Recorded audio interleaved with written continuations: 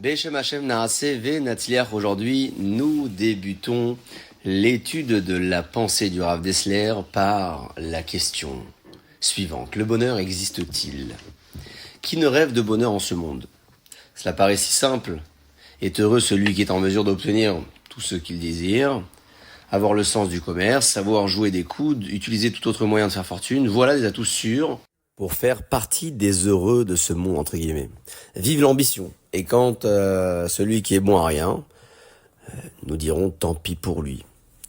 Marquons cependant un temps d'arrêt et posons-nous la question, ensemble.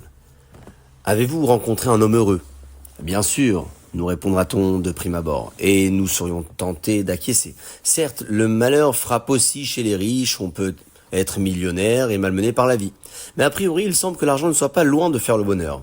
Une résidence somptueuse, une nourriture raffinée, du personnel en abondance, une voiture de luxe, des bijoux, de l'argent, bref.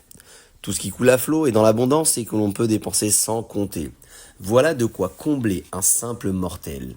Et à moins d'être frappé par une catastrophe extérieure, on ne voit pas ce qui empêcherait d'être heureux. Pourtant, à la réflexion, cette réponse s'avérera extrêmement superficielle, dit Rav Dessler. Si nous voulons éclaircir la question une fois pour toutes, il faut nous adresser aux intéressés eux-mêmes. Non pas connaissez-vous des gens heureux, mais vous-même. Êtes-vous heureux? Commençons alors par les riches. Les très riches, ceux qui ne savent que faire de leurs millions, de leurs villas, de leurs voitures, que nous répondront-ils? S'ils sont sincères, bien entendu.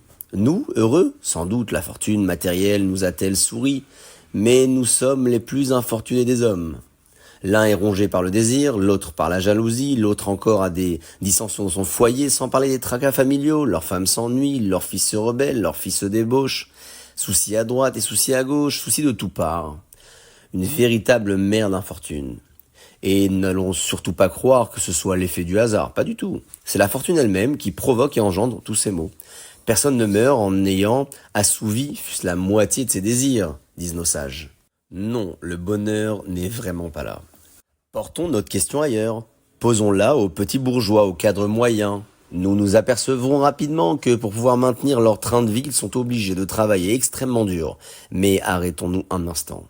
Peut-être ont-ils, eux, découvert le secret du bonheur? Une grande surprise nous attend. Toute leur vie n'est qu'un dur labeur. Ils n'ont pas une minute pour profiter de l'argent acquis. Ils sont déjà trop âgés pour être capables d'en jouir, bien pire. Leur asservissement au travail les rend souvent incapables de faire une pause, de trouver goût à la vie.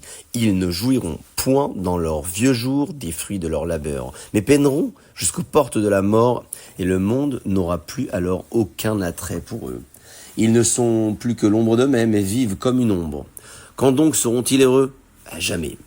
Descendons encore d'un cran dans l'échelle sociale. Qu'en est-il des ouvriers, des artisans? Sont-ils heureux? Demandons-le leur. Ils travaillent sans relâche, du matin au soir et parfois la nuit. Ils se sentent terriblement frustrés. Que leur reste-t-il de tout cela? À peine de quoi vivre. Le luxe? Ils n'en connaissent que le nom. Les riches leur ont tout pris, alors qu'ils sont les véritables agents de production. Est-ce que cela s'appelle du bonheur? Certes non. Mais alors, chers amis, où est-il le bonheur? Force nous est de le constater.